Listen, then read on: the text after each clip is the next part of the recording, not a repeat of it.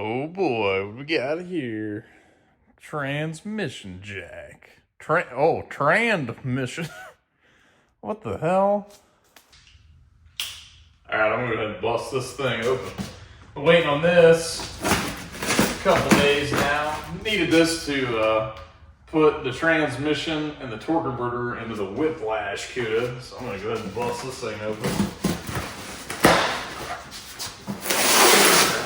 It's kind of heavy.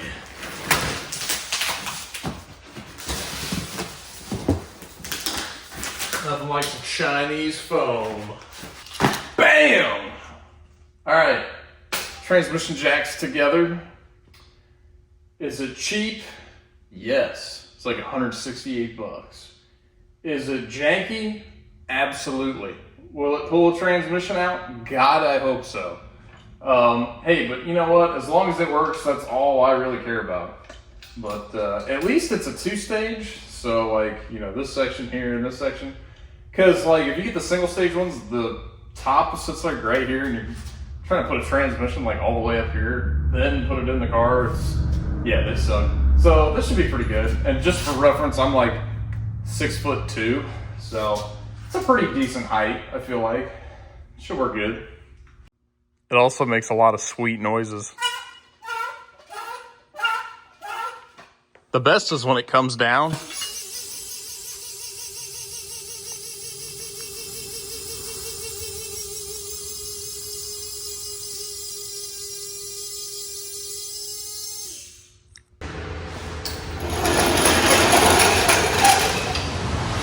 Alright, well now that the transmission jack is assembled, I'm bored enough.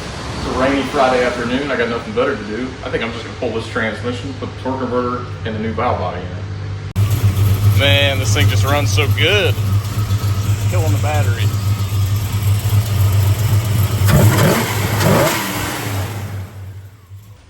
Alright, I'm going to start by pulling the battery out, mostly just because something's been killing it, and so it needs charged really bad. Alright, one wrench later. Battery's loose. It's time to charge this thing up.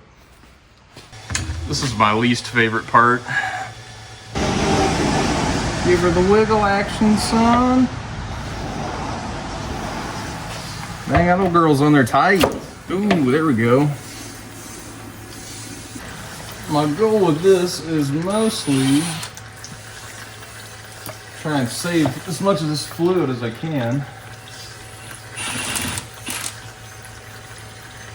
Try and reuse it. It's only, I mean, it's got less than 1,000 miles on it. Make a giant freaking mess.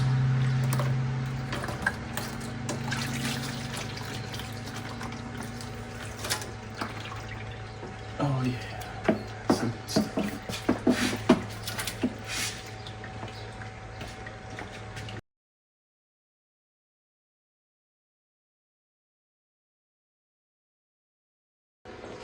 Alright, transmission's out. Time to go. Alright, pull this torque converter. We're gonna make a giant mess, I'm sure.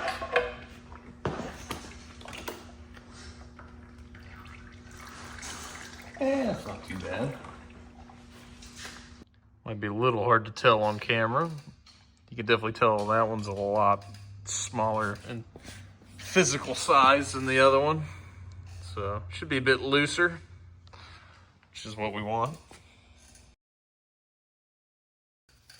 Guess one nice pro tip is that you can use an engine stand for transmissions. Actually, you can just bolt it on the bell housing pattern, and you can just work on it like any other engine, I guess.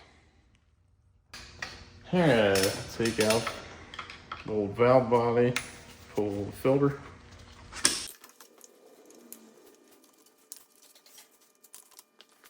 Yeah, get a pull off, kick down linkage.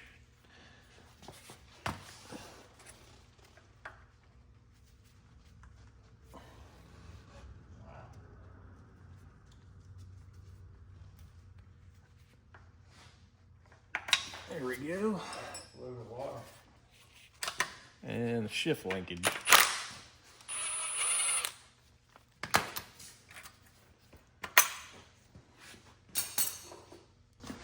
All right, now I gotta pull all the bolts out of the valve body.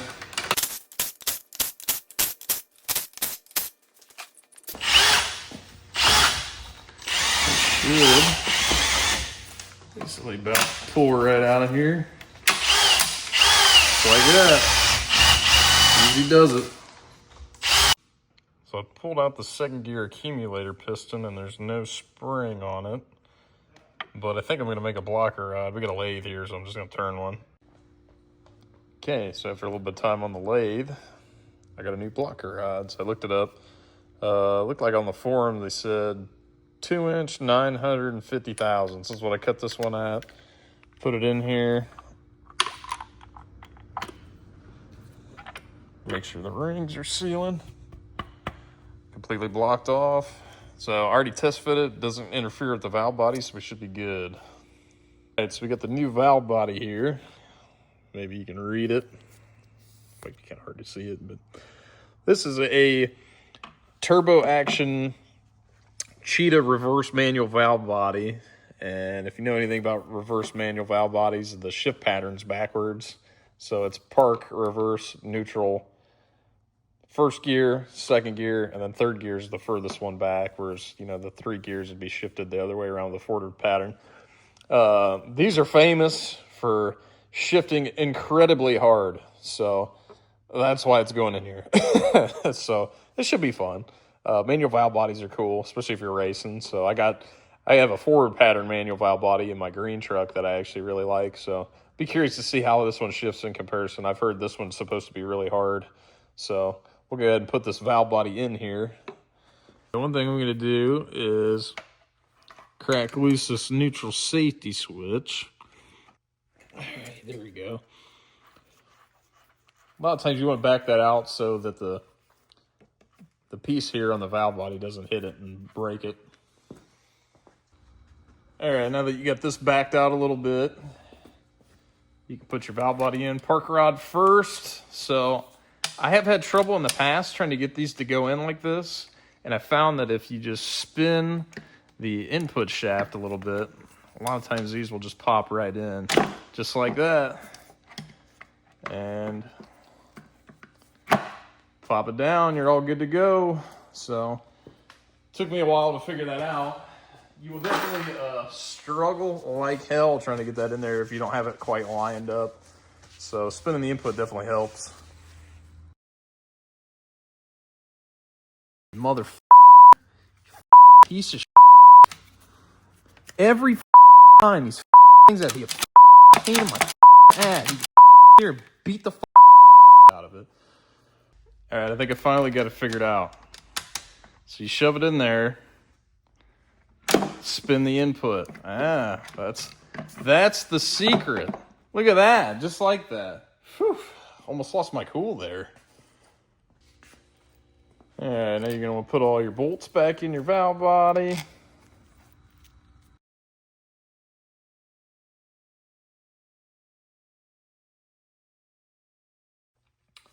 All right, now that our valve body's set all the way down, got the bolts ran in, we're gonna go ahead and torque them to 100 inch-pounds.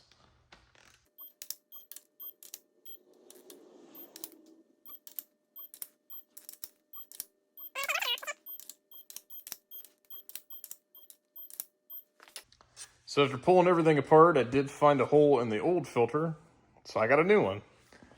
So I'm gonna put it on.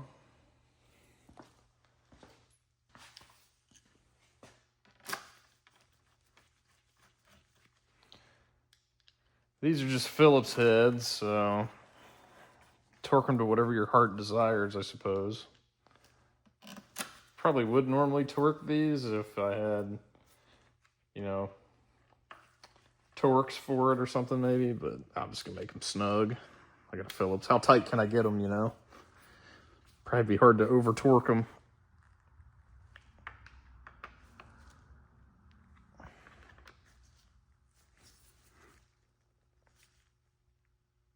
Cool.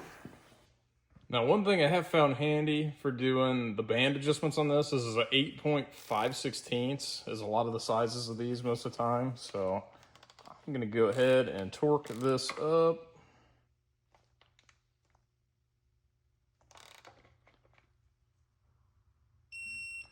72 inch-pounds is normally the number on that.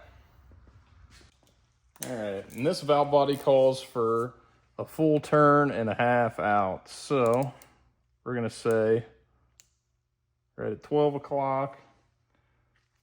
So we'll go 1, back on there, and a half, and that's where we'll set the band.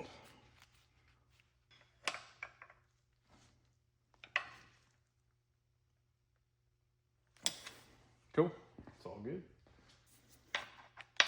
Then the jam nut, 35 foot-pounds. That's all good to go now. While I'm here and I got the pan off, I'm gonna go ahead and do the low reverse band while I'm at it, just to be sure that it's set right. All right, now that I got that one torqued, I'm gonna say 1, 2 and a half. And I'll go ahead and run this back on down. All right, then reinstall the pan. I don't really like putting the gasket in there and running the bolts through the gasket just so it holds on to it. Try and get some of these to run in a little bit.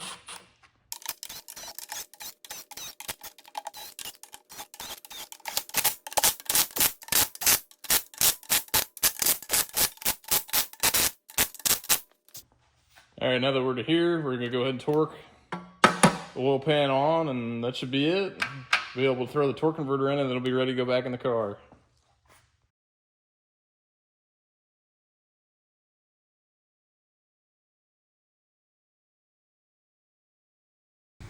So I found the easiest way to put a torque converter back in one of these is line the pump ears up, figure out where they're at. So this one's at 12 and 6, so I'm gonna run this up and down. Should go right in. Just like that, it's right on in there.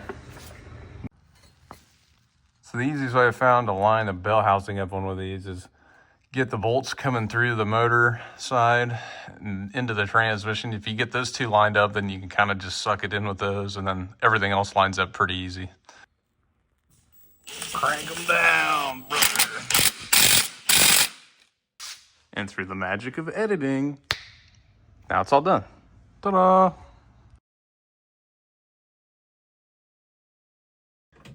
All right, first fire up, moment of truth. Well, it starts just like it always does.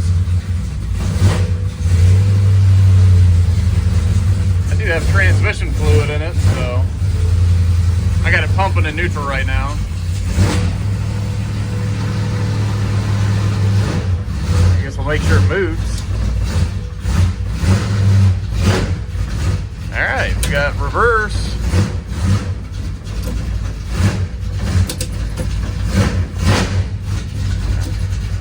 All right, well, it's moving. So the old converter foot brake to about 1800. This one, we'll see here. About 25, 26. Cool, pretty good.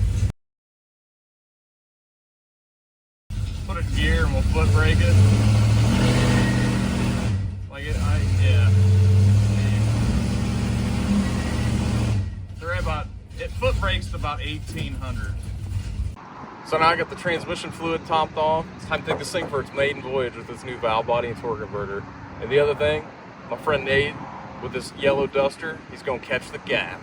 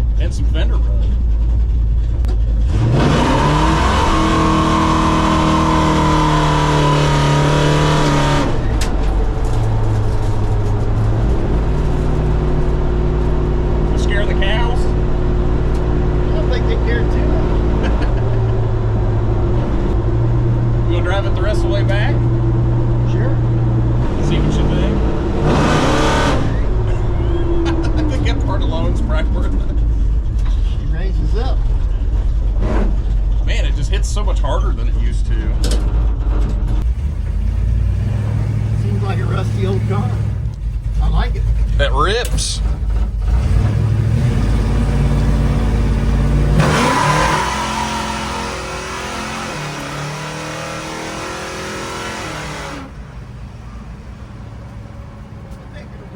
I think it's good enough. Yeah. I think it'll cut a pretty nice 60-foot tire.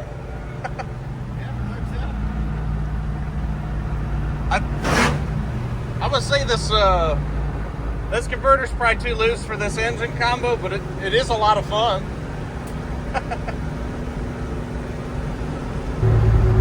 No, that was me earlier. It does good burnouts, I'll give it that.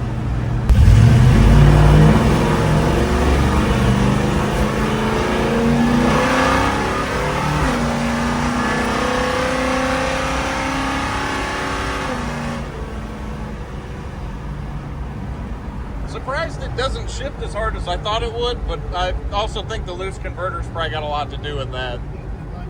Yeah. I think it hit a lot harder if it had that other one in it.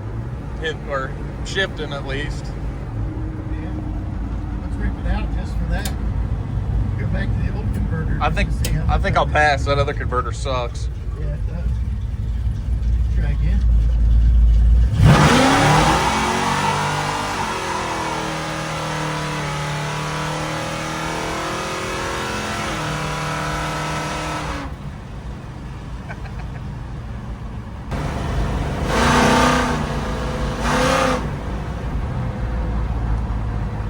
I don't know if you noticed, but this thing's really loud.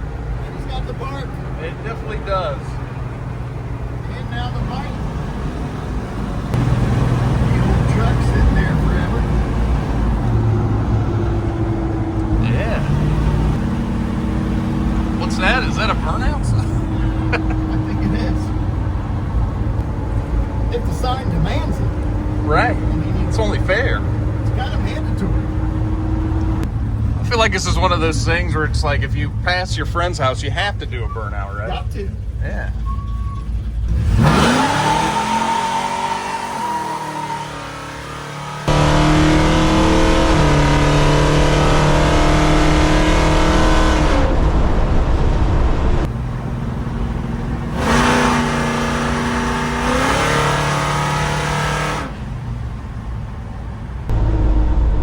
Got to stop and do a burn off for the dead possum out back.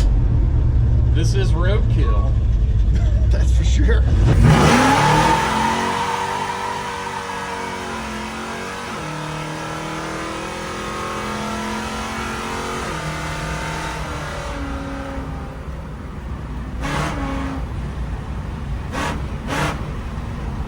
Nothing like terrorizing the neighborhood. What do you think? You like it? I think it's a new Bluesmobile. Right. It's pretty sweet. I think it does good.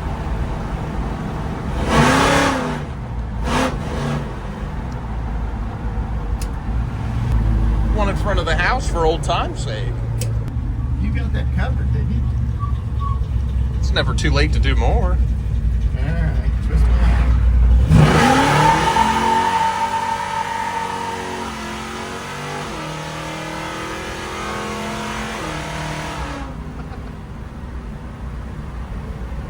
Come on, tell me it's not fun. All right, well, we should probably go put it up before the cops roll up. How's it going? We're just turning around. All right, we don't mean to bug you. All right. Hey, if you say good, we're good. What's that? Do burnout.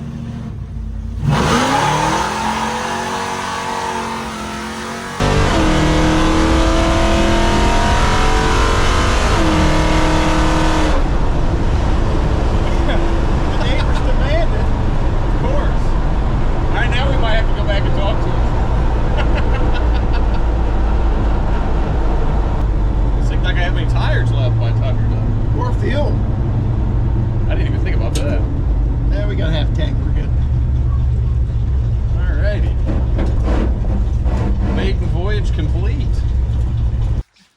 So we made it back from our maiden voyage, and it didn't break, which is cool. And it did a lot of burnouts. A lot. And the one guy we turned around in his driveway told us to do. So, I mean, how are you going to deny the man? That's right. Yeah. By demand. So what do you think? Much improved? Much improved. I think it does a lot better than it used to. So Wicked burnout machine. it should go way quicker in the quarter, I hope. Do we have predictions? What did we run? 1261 or something? 1365? No, 1361. Yeah. I'm not going to make any predictions yet because I don't really know, but I'm guessing a low 13 probably is what it's got in it. Seems fair. 1321. Yeah, probably. We'll find out. So in conclusion, after doing everything, the new converter's pretty loose. Probably a little looser than I was hoping for. Because this thing's got a relatively small cam. That Hughes whiplash cam's not real big. So it's probably a little too loose for what it is. But man, it sure feels a lot peppier than it was. Like that old converter, there was a Summit Racing converter, it was so tight that it was just sluggish, for lack of a better term. And so it is pretty good now. New valve body's cool. It definitely, I think the converter takes enough of the hard hit out of the transmission that it hasn't been real bad. So it doesn't feel as harsh as I thought it was going to be. Otherwise, I'd say it's good to go. I think we're going to go drag race and see what kind of 60 foot it can put down. And yeah, they just run it. I think we'll pick up some time with it, definitely. So I can't wait to get it back to the track here pretty soon. One other thing, so the converter I put in this, I got off a guy on Facebook. It was a Cone Racing converter, C-O-A-N, Cone Racing. I bought it off a dude. He had it behind a big block in a 727, and he actually said he went to a looser converter. But this is, so he told me it was an advertised as a 4200 stall, and he went with something looser. So I figured, I'm like, well, this thing, I don't know, maybe makes 350 horsepower, something like that-ish. And so I was like, well, if it's 4200 stall, it'll probably be, I don't know, 3000, 3500. Well, I was wrong. So apparently Cone, their converter specs are pretty accurate. Because this thing does, like, true stall at, like, 4,000. Which is fun. I mean, this car actually feels a lot livelier with this converter in it. It's been great. I dubbed this one tighter than frog pussy, because this is what I got a guy I work with named Doug. He says that all the time, so I figured I'd put that on. Yeah, we'll keep that for something else. I mean, it'd be a good 727 converter for something stock, so throw it in the box. Yeah, after looking it up, 2709-11. This is a Summit Racing 2800 to 3000 stall. Dude, not even close. It's seriously, it foot brakes to like 1800, maybe like a 2000 stall with this motor. It is horrible. So, I mean, I wouldn't even recommend buying this because it's seriously like tighter or just as tight as a stock converter. So, I mean, don't even waste your money on a Summit Racing converter. They suck. So, that Cone though, Cone Racing, hit them up. If they're actually still open, I'd definitely get a converter off of them. That converter's awesome. Well, I think that's it for me. It's been a good weekend. Got a lot done on this car, so I think we're a lot further ahead than we were. Should be good to go drag racing here pretty soon. I'd like to take it out, and I think ultimate goal for this car is maybe try and get it in the 12s. I don't really think it's got the power to do it, but I think it definitely has a low 13 in it, probably. So yeah, I mean, if you watched this far, appreciate you watching. You guys want to subscribe, I'd really appreciate it. I'm really getting close to 1,000 subscribers, and I think that'd be really awesome to hit. And yeah, so tune in next time. We'll take this thing out racing.